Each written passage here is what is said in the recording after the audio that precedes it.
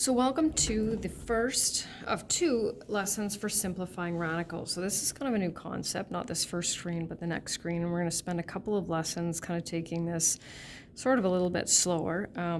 In grade 10, we just sort of get introduced to radicals, simplifying, and in pre-calc 20, you definitely do a lot more with that, and I'll talk about that here pretty quickly. So hopefully you're looking at the notes. The parts of the radical are over here on the right. So we've looked at these just a little bit in the yellow unit. So of course we have our radical symbol. This is called the radicand. And then this number here is our index. And so we've only dealt with indexes of 2 and 3, but we're going to elaborate or expand on that is what I meant within the next day or so. So we'll start here with radicals with perfect squares. So this is something that students do really well with, and then I'm going to teach you something new, and then sometimes they forget what they knew before. So we're going to try to take our time with this. So sometimes, and you'll see this a lot more in pre-calc 20, we're interested in the positive and the negative value of a square root. And so we know that 36 is a perfect square. So this just gives us two answers, positive 6 and negative 6. So plus and minus 6. I'm actually going to slide over here. And so when the negative is outside, we just want the negative value of the square root of 16, which is negative 4. And then back to fractions, which we haven't really seen. So if it asks for a step, then we'll do that. So I'm just going to go 1/2 and then another perfect square. So what's half of 10? 5. And then kind of moving over here. So if you type the square root of negative 16, it'll say error, and that's of course because we cannot take the square root of a negative number, because we're looking for something multiplied by itself to give us negative 16. And in order to get that, we need one positive and one negative. So it's impossible. And depending on where you go in university, the basis for imaginary numbers actually comes from being able to take the square root of a negative. Just a little additional information. So moving on here. So this is read as 2 root 81, and 81 is a perfect square.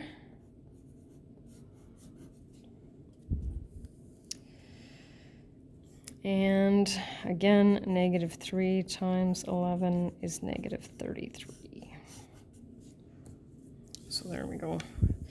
Okay, so now we're into the simplifying. And so what this does is it allows us to keep our radicals, right? These are going to be irrational numbers for the most part.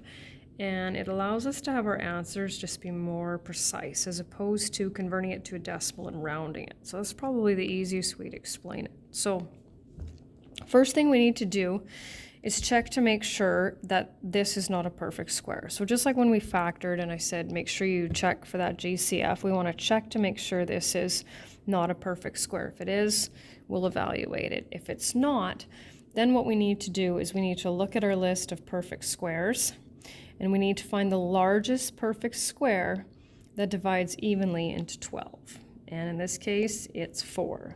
So we have to watch our notation. So we're going to break this down. And I don't call it factoring, even though it kind of looks like it, right? So we're not allowed to choose the factors we want here, the numbers we want. This has to be a perfect square, and this, of course, needs to be able to multiply to that. So because this one is a perfect square, we'll take its square root, and that's our final answer. So if you take the square root of 12 on your calculator, okay, I'm just going to kind of sneak that in there. You can see there's that one there. I'm just going to, oh, there, now you can see it both.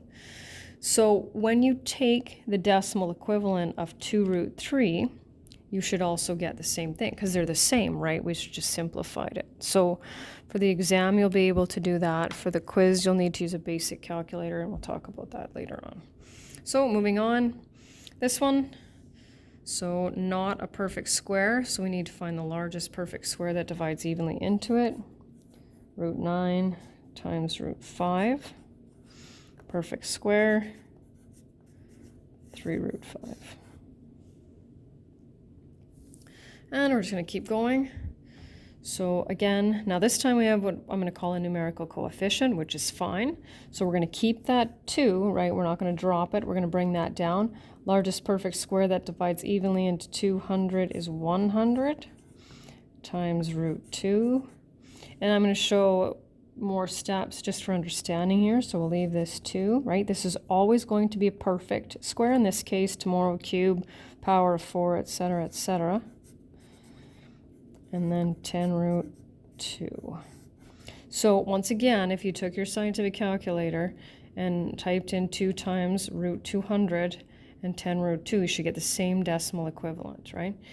And you know that this works because of that. Also, you want to check here in your radicand to make sure that there isn't another perfect square that divides evenly into that. Slide over here a little bit. Yep. So again, not a perfect square.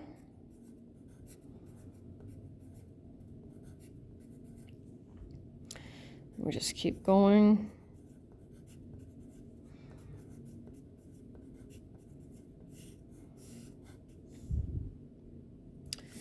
So moving on to the next one, we're getting close here to the end. So what sometimes happens here is students kind of get used to that process. Instead of looking at this and saying, is it a perfect square? They break it down into either root 4 times root 4, which of course is 2 perfect squares, or root 16 times root 1, things like that. So you want to watch and always check that first. If it's a perfect square, then we won't have a radical in our final answer, right? Because it's going to be rational. And a couple fractions here. So plus or minus 1/3, not a perfect square.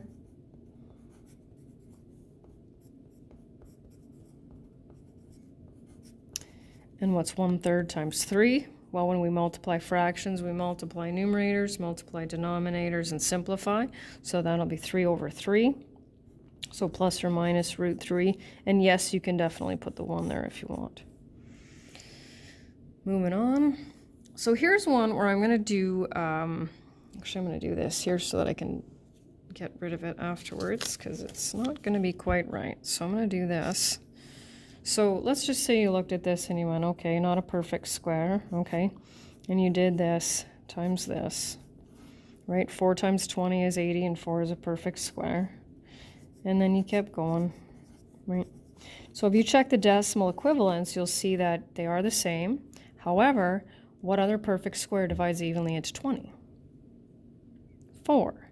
So because 4 also divides evenly, right? We already took out another 4, right?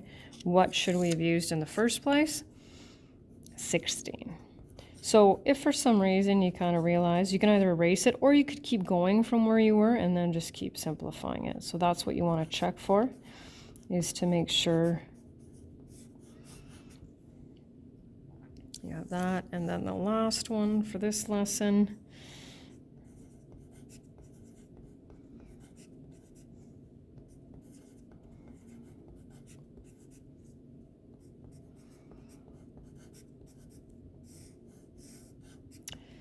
and that's the end of the first simplifying radicals lesson.